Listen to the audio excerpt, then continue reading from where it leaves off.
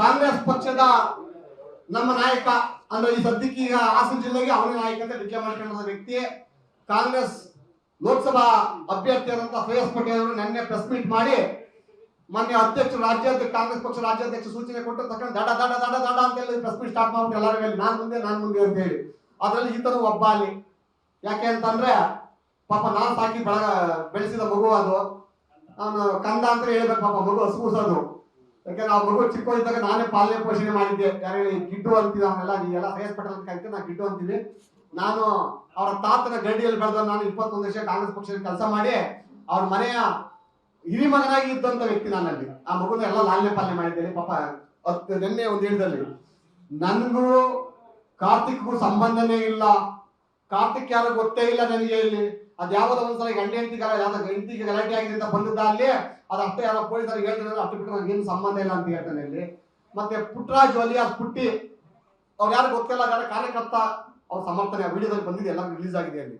ಆದ್ರೆ ಇಲ್ಲಿ ಒಂದು ವಿಡಿಯೋ ನೋಡಿ, ಫೋಟೋ ನೋಡಿ, ಇಲ್ಲಿ ಇದರಲ್ಲಿ ಮಧ್ಯ ಶ್ರೇಯಸ್ ಪಟೇಲ್, ಆ ಕಡೆ ಕಾರ್ತಿಕ್, ಈ ಕಡೆ ಪುಟ್ಟರಾಜು ಅಲಿಯಾಸ್ ಪುಟ್ಟಿ ನೋಡಿ. ಇದು ಖಾಲಿ ಖಾಲಿ ಫೋಟೋ. ಇದು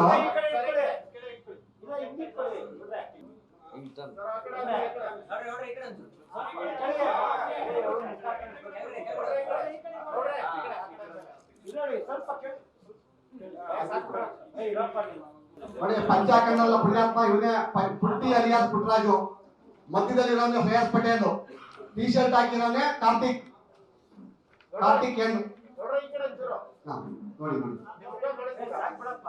ಯಾರಾದ್ರೂ ಸಾಮಾನ್ಯ ಕಾರ್ಯಕರ್ತನಿಗೆ ಈ ಮಟ್ಟದ ಹಾರ ಹಾಕ್ತಾರೆ. ಗುಲಾಬಿ ಹಾರನ ನೋಡಿ, ಗುಲಾಬಿ ಹಾರ ಎಂತ ಗುಲಾಬಿ ಹಾರ ಹಾಕ್ಯವ್ರೆ ಅಂದ್ರೆ ಈ ತಂಡದಲ್ಲಿ ಇವ್ರು 3 ಜನ ಎಷ್ಟು ಪ್ರಮುಖರು ಅನ್ನೋದಕ್ಕೆ, ಹಾಸನ ಜಿಲ್ಲೆಯ ರಾಜಕೀಯ ಕಾಂಗ್ರೆಸ್ ಪಕ್ಷದ ನೇತಾರರು ಅನ್ನೋದಕ್ಕೆ ಈ ತಂಡದ 3 ಜನನೇ ಮೇನ್ ತ್ರಿಮೂರ್ತಿಗಳು ಇವರು. ಈ ತ್ರಿಮೂರ್ತಿಗಳೇ ಡಿ.ಕೆ. ಶಿವಕುಮಾರ್ ಭೇಟಿ ಮಾಡಿದಂತ ಅವತ್ತು ಸಮರ್ಥನೆ ಮಾಡ್ಕೊಂಡಿದ್ದು, ಬೇರೆ ಯಾರು ಅಲ್ಲ. ಆಮೇಲೆ ಇವ್ರು ಹೇಳ್ತಾರಲ್ಲ ರಾಜಕೀಯದಲ್ಲಿ ಏನಿಲ್ಲ ಅಂತಾರಲ್ಲ, ರಾಜಕೀಯ ಸಭೆಯಲ್ಲಿ ಕಾರ್ತಿಕ್ ಮತ್ತೆ ಪುಟ್ಟರಾಜು ಯಾವ ರೀತಿ ಸಭೆಯ ವೇದಿಕೆಯನ್ನು ಕುಳಿತಾರೆ ನೋಡಿ. ಇವರು